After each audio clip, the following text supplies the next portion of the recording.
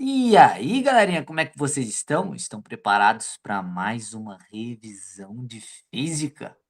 Uma revisão para a prova sobre dinâmica e leis de Newton?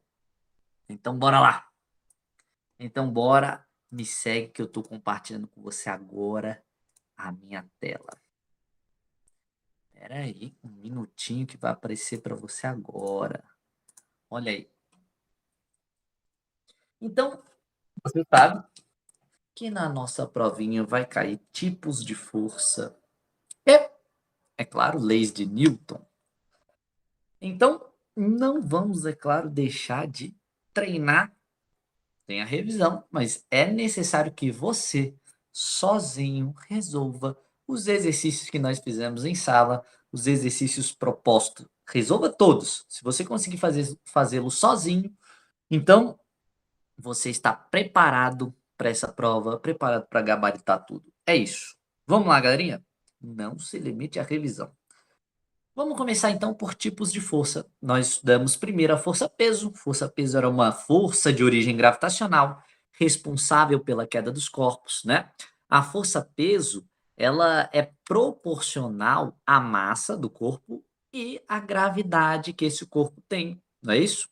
Repara que quanto maior a massa que um corpo tem num planeta, maior é a sua força-peso nesse mesmo planeta.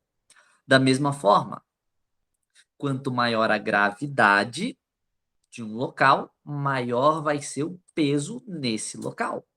Então existe uma relação, né, de dependência entre a massa e gravidade e a força-peso, né? Eles estão relacionados entre si, vamos dizer assim, beleza?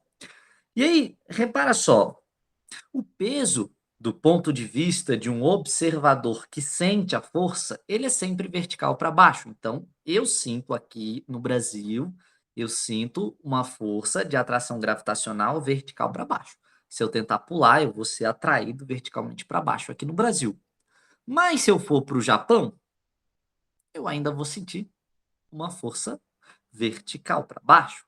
E se eu for para o outro lado, outro hemisfério do planeta, não importa onde é que eu esteja, eu sempre vou sentir uma força vertical para baixo. Então, para o observador nas proximidades do planeta, percebe uma força vertical para baixo, beleza? Porque a força-peso, ela está orientada sempre em direção à superfície da Terra. Show de bola? E aí tem uma imagenzinha aí do lado mostrando, né, como que a força-peso ela se orienta, né?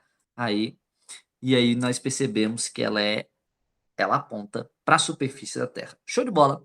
Quer dizer que a força-peso, a equaçãozinha da força-peso é uma delícia de fácil. M vezes G. A massa, é claro, medida em quilograma, o G medido em metro por segundo ao quadrado, tudo no Sistema Internacional de Unidades. E aí nós temos o peso medido em Newton. Repara, tu não vai confundir peso com massa, porque peso é uma coisa e massa é outra. Por isso que eu estou falando de peso, estou falando de massa distintamente, né? Não estou tratando os dois como algo comum. Eles não são. Peso é uma coisa, massa é outra. Massa você tem sempre a mesma em qualquer lugar. A sua massa, ela independe da gravidade local, diferente do peso. O peso ele é proporcional à gravidade local. Então quer dizer que se você for de um planeta para o outro, o teu peso muda, mas a tua massa não. Show de bola? Então tá aí uma revisãozinha sobre força-peso, é claro, de maneira bem superficial e rápida. Tipos de força, meu querido, ainda sobre tipos de força, nós temos aí força normal. A força normal é uma força que ocorre sempre que houver contato entre superfícies, beleza? Então, se o estojo está em contato com a superfície do meu braço, certamente tem normal entre eles. Se a minha mão estiver apoiada sobre a superfície da mesa, certamente tem normal entre elas, beleza? Então, galerinha, eu quero que você perceba que se houver contato entre duas superfícies sólidas, nós vamos ter ali presente a força normal. Se você empurra a parede, a tua mão em contato com a parede tem força normal entre elas também, beleza? O nome normal ele é sinônimo de perpendicular. Ser normal a uma superfície é ser perpendicular a essa superfície. Então lembre que a reta, né, que vai determinar a direção da força normal é uma reta que faz 90 graus com a superfície. Nós temos aí, então, a normal sendo desenhada em diferentes situações, perceba a normal aí, e nessas duas situações você há de verificar que ela faz 90 graus com a superfície, não importa se está num plano inclinado ou num plano não inclinado, a normal ela aparece sempre assim, beleza? Repara, galerinha, que a força normal que a mesa faz aqui nesse objeto, a força normal que a mesa faz, por exemplo, no bloco, tá? Ela é aquela força normal que nós vamos desenhar na maioria dos casos. Nós vamos sempre desenhar ali a força normal que atua no bloquinho, no corpo e coisa e tal. No geral, esse é o nosso objeto de estudo, é o bloquinho. Vocês vão ver, né? Ou melhor, a gente já viu, né, que os bloquinhos são o nosso objeto de estudo lá em dinâmica. E galerinha, repara que a força normal que a mesa faz está no bloco. Mas o bloco, ele também faz uma força normal na mesa, né? Só então posso até dizer que eles são para ação e reação? Pode, porque aqui é a normal que o bloco faz na mesa, não é? Um faz força normal no outro. Uma superfície exerce uma força normal na outra, beleza? Então quer dizer que elas têm sentidos opostos, mesma intensidade, mesma direção, não é isso? Formando aí um par ação e reação. A superfície do bloco empurra a mesa para baixo e a mesa empurra o bloco para cima. Beleza? Inclusive, então, nós temos aí a terceira lei de Newton sendo aplicada aí. Professor, mas no geral a gente não desenha essa normal aqui, não. Realmente, porque a mesa não é importante para o nosso estudo no geral, né? O chão, no geral, a gente não analisa o chão, a gente analisa o bloquinho. O bloquinho é o nosso objeto de estudo. O nosso foco é só no bloquinho, beleza? Por isso que a gente não costuma desenhar essa normal aqui de baixo. Show de bola? Então tá bom. Então tá bom. Vamos lá, galerinha. Aqui era só um zoom para te mostrar, né, que a normal da mesa tá no apagador e a normal do apagador não, do bloquinho tá na mesa. Foi mal. É que eu uso na sala o exemplo do apagador e eu falei apagador, mas é o bloquinho, beleza? Enfim, força de tração. Força de tração é aquela força tensora, é aquela força, né, que uma corda exerce quando está esticada. Então, se a força for transmitida por uma corda, por um fio, por um cabo ou algo análogo a isso, né, ele certamente tem ali associado uma tração, força de tração, né? Então é essa força exercida aí, transmitida pelas cordas. Galerinha, repara que para ser uma corda, ela tem que ter uma característica não elástica, ela não pode ser, né, extensível, né? Porque se você tiver um corpo elástico que estica, que deforma quando você tenta esticar, aí você já não tem a força de tração, você tem a força elástica na situação, beleza? Força elástica vocês só vão estudar depois. Inclusive, existe até uma equação capaz de determinar a força elástica diferente da tração e da normal, que perceba que essas duas não têm equação, ó, não tem equação para calcular a força de tração, não. Não tem equação para calcular a força normal, não. Mas tem equação para calcular a força peso. Não tem para força normal, não tem para força de tração, mas tem para peso, beleza? A gente vai calcular a força normal, a força de tração, é claro, de uma maneira indireta. Nós vamos ver isso em aplicações das leis de Newton já já. Beleza? Tranquilo isso? Então, força de tração tá aí. Galerinha, aqui nós fizemos um exercício, né, para a gente determinar qual é a força de tração exercida sobre o fio, ou melhor, exercida pelo fio na caixa, por exemplo. Repara só, galerinha, essa caixa está pendurada, né? Pendurada.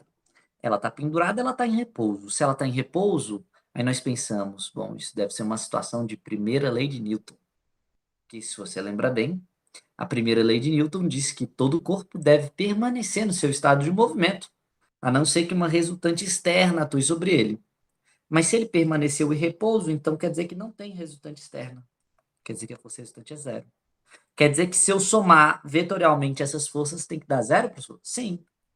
E como é que eu somo dois vetores em sentidos opostos? Bom, você soma subtraindo, professor. Você soma vetorialmente subtraindo os módulos. É isso mesmo. Então, você vai subtrair os módulos para descobrir a resultante. Isso é soma vetorial. E aí, como essa força resultante ela vale zero, então a tração menos a peso é igual a zero. Isso quer dizer que se tração menos o peso dá zero, porque elas são iguais. Quer dizer que para calcular a tração, basta conhecer o peso desse objeto. Só mais para aí. Tração é igual ao peso. O peso dá 80 newtons, então a tração também é 80 newtons. Pronto. É porque como é que calcula o peso? M vezes G. A massa 8 quilos, né, quilogramas, vezes a gravidade 10 metros por segundo ao quadrado e pronto. Matou a questão. Sem segredo nenhum, meus queridos. Questão facinha. Aplicação da primeira lei de Newton. Show de bola? Um homem tenta levantar uma caixa de 5 quilogramas que está sobre uma mesa, aplicando uma força vertical de 10 newtons nessa situação. O valor da força que a mesa aplica na caixa é... Galerinha, repara que, mais uma vez, você tem uma caixa que está parada, ele está tentando erguer, mas não conseguiu. E aí ele faz uma força na cordinha, puxando a cordinha que está presa lá no objeto. Assim, ó. Faz uma forcinha. Essa força é uma força de 10 newtons. Aí o que acontece, galerinha? O que eu sei? Eu sei que se ele estiver em repouso, a resultante tem que dar zero. Quer dizer que ele está em equilíbrio, não é isso? Primeira lei de Newton, a aplicação da primeira lei de Newton. Se a força resultante é zero, quer dizer que a soma vetorial das forças dá zero. Quer dizer, como é que eu somo vetores? Bom, você soma vetorialmente, soma quem tem mesmo sentido, subtrai quem tem sentido oposto. Então quer dizer que a normal mais a força ali que foi exercida para cima se somam, porque tem mesmo sentido. Mas vão se subtrair com a peso, por quê? Porque tem sentido oposto. Quer dizer que a normal mais a força F menos a peso é igual a zero. Eu pego menos o peso e passo para o outro lado mais. Quer dizer que a normal mais a F juntas vão se equilibrar com a peso. E se a força F vale 10 e o peso de um objeto de 5 quilogramas na Terra é 50, então passo 10 subtraindo e aí eu vou perceber que 50 menos 10 é 40 e essa é a força normal nessa situação. Perceba que nós calculamos a força normal indiretamente, fazendo a aplicação da primeira lei de Newton. Aqui, nós calculamos a força de tração indiretamente, fazendo a aplicação da primeira lei de Newton. Então, são duas forças que, embora não exista uma equação, você consegue calculá-las com uma certa facilidade, inclusive. Aqui nós fizemos algo muito parecido mais uma vez. Eu vou resolver um exemplo igualzinho a esse já já, tá? E só para a gente relembrar, polias fixas, galera. As polias fixas, elas são instrumentos aí, ferramentas que vão ajudar aí, né, na mobilidade, na hora de transmitir a força, né? Quando a gente quer tentar erguer um objeto, quando a gente quer transmitir essa força, eu posso utilizar então a polia, né, a roldana, porque ela vai alterar, por exemplo, a direção e o sentido da força que está sendo, né, transmitida aí nessa situação. Então, eu posso fazer uma força para baixo e ainda fazendo uma força para baixo erguer um objeto para cima, né? E ela vai facilitar nesse sentido. Agora, as polias móveis, por outro lado, elas além de facilitar essa mobilidade, elas vão diminuir o esforço. Cada polia móvel é capaz de diminuir o teu esforço na metade, tu sabia disso?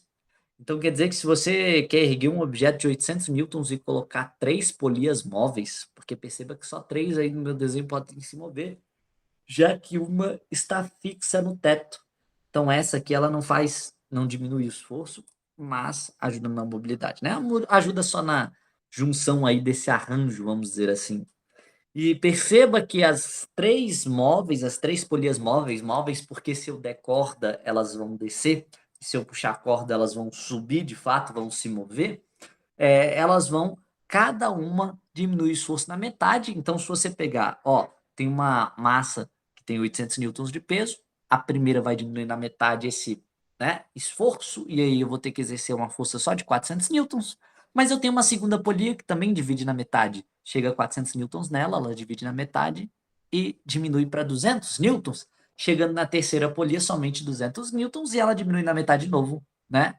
Deixando passar por ela, então, 100 newtons somente chegando até a sua mão. E aí você faz um esforço 8 vezes menor nesse caso, porque você tem 3 polias móveis, cada uma diminuindo da metade. E é possível, inclusive, a gente, né, colocar aquela equação, né, que relaciona a talha aí com a força-peso e coisa e tal. né? Lembra? Uma equaçãozinha bem bonitinha, ó. Que a força aplicada, ela vai ser o peso do objeto dividido por 2 elevado a n, né? Porque cada uma divide na metade. E n é o número de polias, né? De polias móveis, tá? E aí, se você fizer o cálculo utilizando essa relação, ó, a força F seria o peso desse objeto 800, dividido por 2 elevado a 3, porque o n é o número de polias móveis. 2 a 3 é 8. Então, 800 sobre 8 é igual a 100 newtons, né? Por isso, só chega somente 100 newtons, beleza? Uma equaçãozinha bem bonitinha que nos permite, então, calcular esses valores de força aplicada, né?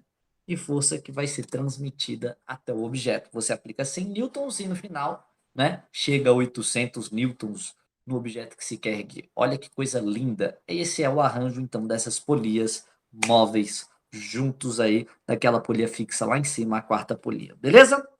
Bom, aí nós começamos leis de Newton, nós discutimos as leis de Newton, né, as leis de Newton. Aí eu falei, né, que os estados de movimento ali que estão contemplados na primeira lei, quando a força resultante que atua sobre um corpo é zero, é o repouso e o MRU, porque o repouso e o MRU são movimentos com velocidade constante, são movimentos sem aceleração, não há aumento nem diminuição da velocidade. Isso só acontece se a resultante externa for zero. Porque se houver força resultante externa atuando sobre eles, eles não vão permanecer nesse estado de movimento. Repouso do MRU, certamente, se uma força externa atuar sobre eles, existirá ali um valor de aceleração associado, porque uma força resultante produz uma aceleração proporcional à massa. Esse é o princípio fundamental da dinâmica, a sua segunda lei. Beleza? Galerinha, repara que essa força resultante que aparece aí na tela, ela é a soma vetorial de todas as forças que atuam no corpo. Então, você tem que pegar todas aquelas forças, somar vetorialmente, e daí você vai conseguir descobrir a resultante das forças. E a segunda lei diz o seguinte, que essa resultante ela é igual ao produto da massa vezes a aceleração. Pensando vetorialmente nessa equação, você vai verificar que a força resultante e a aceleração sempre vão ter a mesma direção e sentido, né? Beleza? Essa equação nos mostra isso. E aí eu trouxe um slidezinho que mostra que a força resultante e a aceleração sempre têm o mesmo sentido. Sempre, sempre, sempre, sempre. Agora, nem sempre a resultante e a aceleração têm o mesmo sentido da velocidade, porque o móvel poderia estar se movendo e você decidiu fazer força no sentido contrário, para frear ele. Você vai gerar um movimento retardado, certamente, porque a velocidade e a aceleração em sentidos opostos gera movimento retardado. Velocidade e aceleração no mesmo sentido gera movimento acelerado. Tranquilo nesse sentido? Então quer dizer que isso aí, né, mais um estudo, uma análise sobre a segunda lei, e a terceira lei diz que para toda ação existe uma reação igual e oposta. Mas você tem que ter cuidado, porque a essência do par ação e reação é um corpo devolver a força que sofreu no outro. Então, quando o Kiko disse que deu uma narigada na mão do Chaves, essa é a essência. Sim, se o Chaves deu uma mãozada no nariz do Kiko, o nariz do Kiko tem que ter devolvido uma narigada na mão do Chaves, não é isso? Repara que para ser um par ação e reação tem que ter essas características: mesma intensidade, mesma direção, sentidos opostos e atuar em corpos diferentes, tá? Um par ação e reação sempre atua em corpos diferentes. Portanto, peso e normal não são ação e reação. Por quê, professor? Porque peso e normal atuam no mesmo corpo. Peso e normal, portanto, não podem representar ação e reação. Show de bola? Comparação e reação jamais vão se cancelar, já que atuam em corpos diferentes. Beleza? Tu não vai se esquecer que o paração e reação é um corpo devolver a força que sofreu no outro. Essa é a terceira lei de Newton. Eu mostro aí nesse slide, né, um exemplo da terceira lei. Né? Se a Terra atrai a Lua gravitacionalmente, a Lua também atrai a Terra gravitacionalmente. Beleza? Outros exemplos aí de ação e reação sobre a nossa terceira lei. E a observação mostrando que força, peso e normal não formam paração e reação, pois eles atuam no mesmo corpo, inclusive podem se cancelar.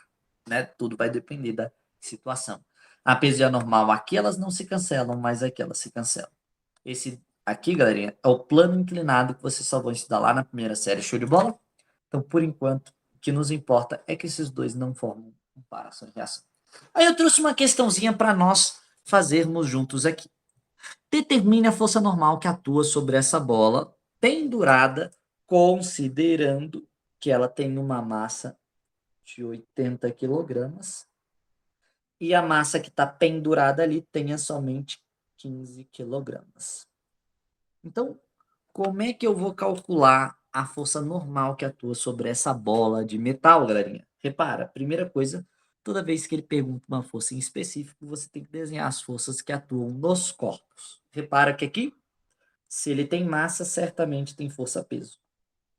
Tem massa, tem força-peso. Quanto mais massa, maior a força-peso, inclusive. Então, repara que 80 quilos é o peso dele. Vou chamar de peso A. Corpo A, corpo B. O que vai acontecer no corpo A? No corpo A vai ter uma força normal associada. Porque, né, a superfície do chão faz uma força na bola de metal para cima, né, impedindo com que ela continue descendo, tá? Com que ela continue caindo, vamos dizer assim, impede, né, e mantém o repouso. Então, a normal se equilibra com a peso? Não, não, porque além da normal, tem uma corda amarrada. Então, também tem força de tração. Beleza? Então, tem força de tração também. Ah, professor. Então, essas são as três forças que atuam na bloco aí. No bloco, não. Na bola, né? Isso, são essas três. E quais forças atuam naquele outro bloco que está pendurado lá em cima, professor? Bom, se está parado, certamente só tem duas. A força peso desse bloco e a força de tração. Beleza? Repara que a tração que atua no corpo B é a mesma tração que atua no corpo A. Por quê, professor? Porque é o mesmo fio. No mesmo fio só pode atuar um valor de tração. Beleza? É isso? Professor, você está dizendo então, peraí, se esse sistema está em repouso,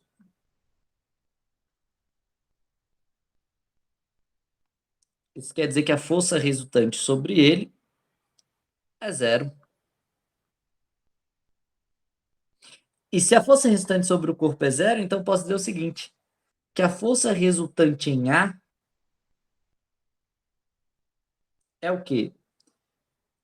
É igual a zero, professor. Tudo bem, mas como é que eu calculo a força resultante? Faço soma vetorial, professor. Sim.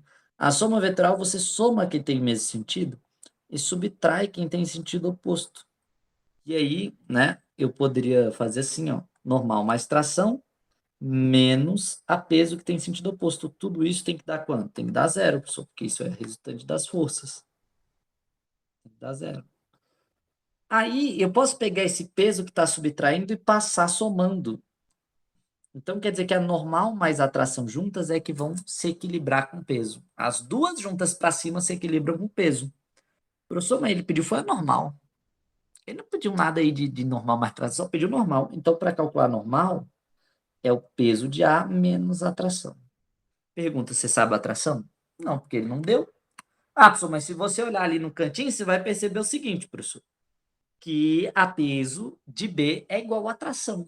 Porque se você aplicar a ideia de força resultante no corpo B, né? E isso aqui ser zero, você vai perceber o seguinte, que força resultante é a soma vetorial das forças. E a soma vetorial de forças de vetores em sentidos opostos, a gente tem que subtrair. Então, é a tração menos a peso de B. Isso aqui vai dar zero. E aí, o que vai acontecer, professor? Bom, e aí, tração é igual ao peso de B. E quanto que é o peso de B? 15 quilogramas. Vezes a aceleração da gravidade, 10, 150 quilogramas. Então, quer dizer, professor, que a tração é 150 quilogramas? Sim, a tração, não a normal. A normal a gente tem que descobrir. Como? Você coloca aqui o valor da tração. Qual é o peso do A, galerinha? Peso do A? Professor, o peso do A é M vezes G. É 80 vezes 10, é 800 newtons. Menos a tração, que a gente acabou de descobrir, que é 150. 800 menos 100 é 700, menos 50 é 650. Beleza? Então, 650 o quê, professor? Newtons. É isso. Teu professor tá morrendo de sono, precisa tomar um cafezinho. É. Mas vamos lá. Dona Cecília acorda muito cedo. Galerinha, Dona Cecília, pra quem não sabe, é minha filha. Uma baixinha de 8 meses. 650 newtons. Ficou esquisito isso aqui? Tá aí. Questão 1. Mamão com açúcar, aplicação da primeira lei, tá? Nós aplicamos aqui a primeira lei de Newton, que diz que se está em repouso, então a força resultante é igual a zero. Se está em movimento retilíneo uniforme, a resultante é igual a zero. Se tem aceleração, aí é segunda lei, aí a força resultante não é igual a zero, é igual a massa vezes a aceleração, não é isso? Então tá aí uma aplicação da primeira lei. Vamos para a próxima questãozinha, questão 2. Ai, que delícia, só questão fácil, professor, só questão moleza. Ó, isso aqui são exemplos que nós fizemos em sala, nós fizemos um exemplo muito parecido com aquele que eu acabei de resolver, olha só.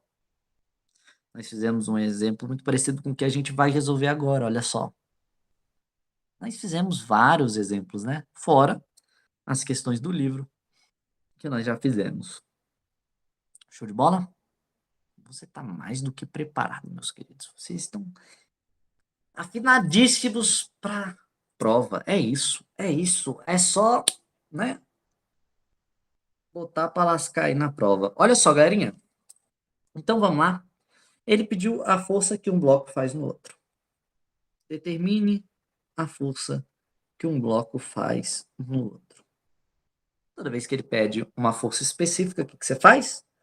Eu aprendi que tem que desenhar os bloquinhos separadamente. O bloco A e o bloco B. Então, você aprendeu certinho, meu querido, porque é exatamente isso que tem que fazer. Desenhe os bloquinhos, desenhe o bloquinho A, desenhe o bloquinho B, e aí você desenha as forças. Em A, repara, atua uma força F, que o texto disse que é de 180 newtons, tá? Vai ter uma força peso para baixo, vai ter uma força normal para cima, né? E o A vai empurrar o B, porque, né, alguma coisa empurra o A, daí o A faz uma força no B. O B também tem peso, o B também tem normal, embora sejam diferentes do que tinha em A, né? Peso em A e peso em B, cada um tem o seu peso. Então, repara que falta uma forcinha aí nos meus desenhos. Porque se o A empurrou o B, pela terceira lei de Newton, ação e reação, quer dizer que o B empurrou o A de volta. Não é isso? Então, alguém empurra o A desliza para frente e acaba empurrando o B. O B devolve a força, ação e reação. Ele perguntou a força que um bloco faz no outro. Então, como elas são ação e reação, elas são iguais. Quer dizer que qualquer uma delas que você descobrir está ótimo. Bacana? Aí eu disse que toda vez que ele pergunta uma força específica, a primeira coisa que você faz, desenha os blocos separadamente. Desenha as forças nesses blocos. E aí, depois de representar as forças, você vai escrever as equações da segunda lei para cada um deles. Ó, por exemplo, a força resultante em A é a massa do A vezes a sua aceleração. Ou a força resultante em B é a massa do B vezes a sua aceleração. Como é que eu calculo a força resultante em A, professor? Soma vetorial. Como é que eu faço a soma vetorial de vetores em sentidos opostos, professor? Bom, se os vetores estão em sentidos opostos, você subtrai a força F menos a força que B fez em A. E isso aqui é igual ao produto da massa vezes a aceleração. Beleza? Repara que eu vou substituir quem eu conheço. A força F, 180. A que B fez em A, eu não sei. A massa de A, tá? Que é a massa de A, é 40 vezes a aceleração. Eu não sei a aceleração. Eu preciso do valor da aceleração e eu quero descobrir a força que B faz em A. A pessoa não deu. Tenta pela outra equação, tá? Vamos pela outra equação. A força resultante em B também é soma vetorial. Mas repara que nas duas situações, a peso, como já cancelou com a normal, já que não há movimento acelerado verticalmente, quer dizer que elas se equilibram verticalmente, só há movimento acelerado na horizontal, então quer dizer que se a peso cancelou com a normal, sobrou somente a força que A faz em B. E a própria força que A faz em B é a resultante em B, que é igual a massa de B vezes A. E aí tu vai reparar que, mais uma vez, nós temos o problema de não saber a aceleração e precisar descobrir a força que um bloco faz no outro. Então é só meter um sistema de equação aí, pronto, tá resolvida a vida, né? Não precisa disso, não. Descobre a aceleração e pronto. Mas como é que descobre a aceleração? Tu não lembra, não? Para descobrir a aceleração é moleza. Faz assim, ó. Junta os dois como se fosse um sistema de corpos. Esse sistema vai ter uma massa equivalente ao dos dois, não é isso?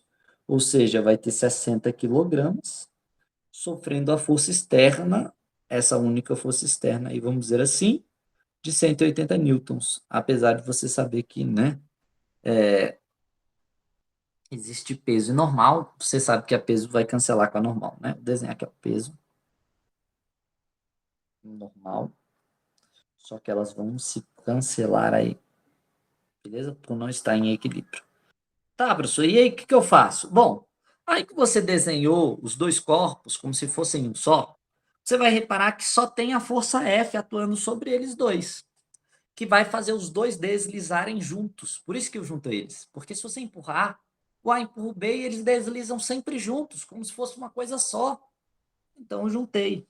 E aí quer dizer que a força que eu estou fazendo vai produzir uma aceleração proporcional a essas massas. Então, esses 180 newtons vão produzir uma aceleração proporcional a esses 60 quilogramas. É isso que a segunda lei de Newton diz. Né? Dá até para simplificar os zeros e passar o 6 dividindo. E 18 dividido por 6 é igual ao valor da aceleração. Que vai ser, né? 18 dividido por 6, 3. Perfeito?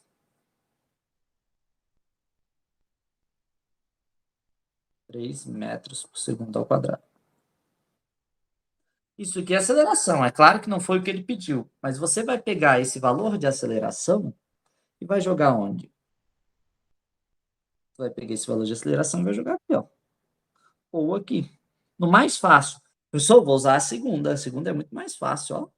Você tá doido, eu não vou nem fazer cálculo. Então, quer dizer que a força que A faz em B... Peraí. Deixa eu voltar aqui no exemplo. Quer dizer que a força que A faz em B é o produto da massa de B, que vale 20, vezes a aceleração, que vale 3. Então, a força que A faz em B, na verdade, é de 60 newtons. Beleza? E a força que B faz em A, professor, é maior, é menor ou é igual? É igual, né? Porque ação e reação. Se você calcular isso aqui, você encontrar o mesmo valor. Perceba, 180 menos a força que B faz em A é igual a 40 vezes A, que é 40 vezes 3, 120. Aí, o que tu vai fazer? Tu vai pegar esse 120 que está positivo e passar negativo. E esse FBA que está negativo vai passar positivo. E 180 menos 120 costuma dar quanto? 60. Então, 60 newtons é a força que o B fez em A. Show de bola? Mesmo valor, professor? Claro que é o mesmo valor. Mais difícil, mas é o mesmo valor. Na prova, tu só precisa calcular um. Faz do jeito mais fácil. Por exemplo, usa o bloco B. Tranquilo? Então, Glorinha, aqui acaba a nossa revisão. Eu só vou te mostrar aqui, ó, mais alguns exemplozinhos que eu acabei fazendo com vocês, tá vendo?